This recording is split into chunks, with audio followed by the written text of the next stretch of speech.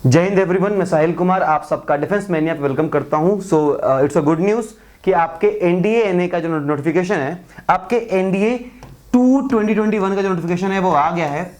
I hope कि आप सब खुद को अभी से प्रिपेयर कर रहे हैं और कर भी रहे होंगे बहुत लोग। देखो, बात यह है कि अभी आपके बोर्ड तो कैंसिल हो गए, 12th वालों के बोर्ड कैंसिल हो गए, जो भी रिजल्ट आएगा देखा जाएगा, जो भी उनका स्कीम होगा। बट यहां पे अभी अगर एनडीए की बात करें तो भले ही आपको बोर्ड के लिए ना पढ़ना पड़ा या फिर बोर्ड से आपका जान छूट गया, लेकिन आपको एनडीए के लिए पढ़ना पड़ेगा।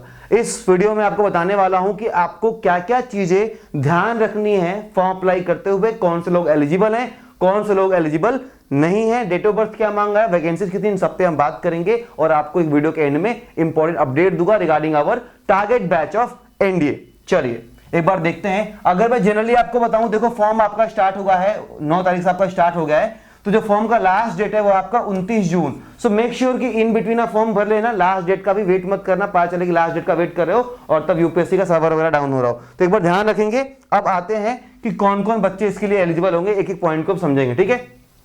चलिए पहले एक बार मैं आपको बता दूं, ये देखो, ये अप्लाई करने का तरीका बताया हुआ है। अगर मैं आपको बताऊं कि आपको अप्लाई कैसे करना है फॉर्म को, तो आप समझदार हो, इतने समझदार सारे लोग हो, लेकिन फिर भी upsconline.nic.in पे जाओगे, आप वहां पे जाके इसको अप्लाई करोगे, ठीक है।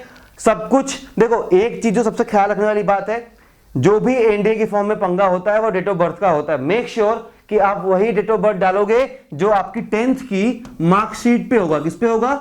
10th की मार्कशीट पे, ठीक है। 10th की मार्कशीट पे जो डेट ऑफ बर्थ होगा आप वही डालोगे। Mother name, father name, your name as it is, जो भी कुमार सिंह जितना भी लिखा हो चौधरी, आप सेम टू सेम वही लिखोगे, क्योंकि आपके एनडीए में आपके डॉक्यूमेंट्स जितने वेरीफाई किए जाएंगे वो आपके 10th की मार्कशीट से किए जाएंगे। तो जब फॉर्म अप्लाई करना तो अपने 10th की मार्कशीट को लेके बैठना। चलिए अब हम बात करेंगे, ये तो आप लोग थोड़ा डिटेल में पढ़ोगे, मैं आपको समराइज करके थोड़ा समझा देता हूं जो मेन पॉइंट्स हैं जो कि आपको ध्यान में रखना है, ठीक है।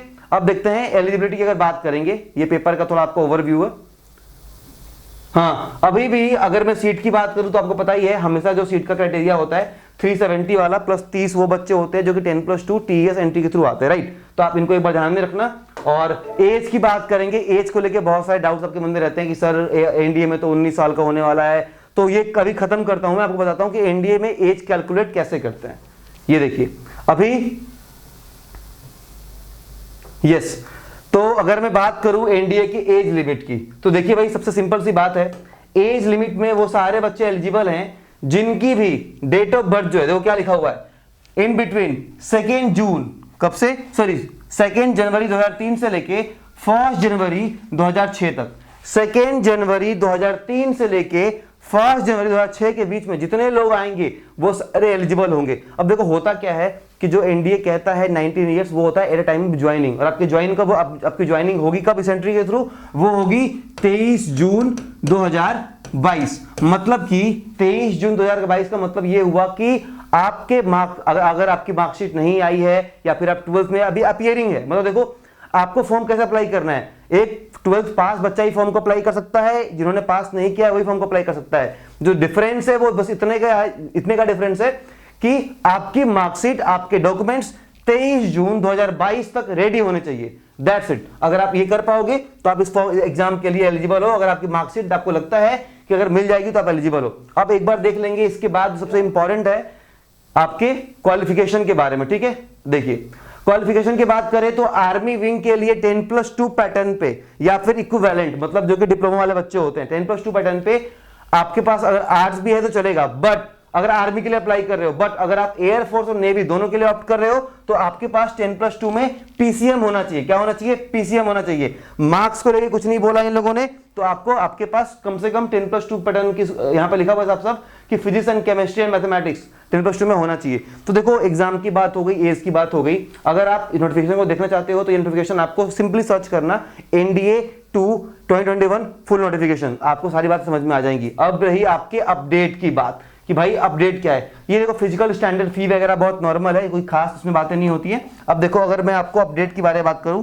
तो आपके एनडीए का जो पेपर होता है वो होता है 900 नंबर का, ठीक है। डिफेंस मैनिया ने ये एनालाइज किया है अभी के टाइम पे, अगर ये आपको अपनी कट ऑफ क्लियर करनी है, अगर आपको 600 में से अगर आपको मैथ्स में 300 में अच्छा स्कोर करना है तो आपको अपने पढ़ाई का तरीका थोड़ा चेंज करना पड़ेगा। अब ये कोई सिलेबस का एग्जाम नहीं है कि आप पढ़ाई कर रहे हो, पढ़ाई करने के बाद आप पेपर बड़े बड़े आंसर लिख रहे हो, ये सब चीजें नहीं। आप कंपटीशन की दुनिया में आ गए हो और पेपर कौन ले रहा है, तो पेपर भी आपको कौन ले रहा है, यूपीएससी ले रहा है। कौन ले रहा है, यूपीएससी। अगर पेपर आपका यूपीएससी ले रहा है तो सीधी सी बात है कि आपको मेहनत भी करनी पड़ेगी, आपको पढ़ाई करनी पड़ेगी। बस एक चीज समझाना चाहूंगा, एनडीए के लिए डिफेंस मेनिया ऐप पे आपको क्या सर्च करना है, प्ले स्टोर पे जाके डिफेंस मेनिया, आप यहां पे देख लो, आप डिफेंस मेनिया सर्च कर दोगे। सर्च करने के बाद आप जैसे ही उसमें लॉगिन करोगे, आपको स्टोर के अंदर एक टैब दिखेगा टारगेट एनडीए कोर्स का। आप उस कोर्स को जाना, उस कोर्स को आप देख सकते हो। उस कोर्स में हमने आपका maths, physics, chemistry, bio, history, geography सारे सब्जेक्ट कवर किए हैं। आपको पेपर मिलेंगे प्रीवियस ईयर के, आपको मॉक्स मिलेंगे, प्लस आपको क्रैश कोर्स भी मिलेगा। तो आप एग्जाम तक उसको अच्छे से प्रिपेयर कर सकते हैं। Thank you so much and जय हिंद। जल्दी मिलूंगा आपसे मैं न्यू वीडियो में।